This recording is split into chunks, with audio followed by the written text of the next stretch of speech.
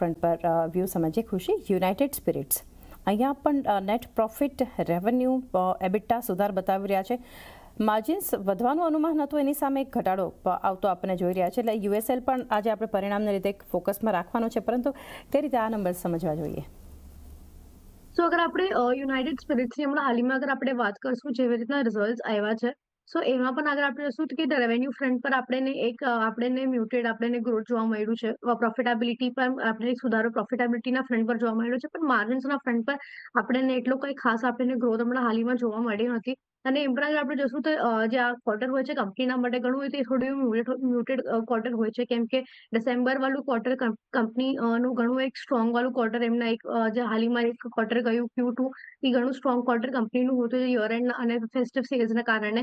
તો એના પછીનું અગર આપણે જોશું તો આ ઓવરઓલ આખા ક્વાર્ટરમાં ઘણું મ્યુટેડ કામકાજ હોય છે. સેલ્સ એઝ પર ધ અનુમાનના કારણે નથી હોતું થોડું, એટલે આ ક્વાર્ટર હંમેશા કંપની પણ મેનેજમેન્ટના તરફથી અગર આપણે જોશું, સો આ ક્વાર્ટરમાં આપણને એટલું કંઈ ખાસ એવો આપણને એક્સપેક્ટેશન્સ નથી રહેતા.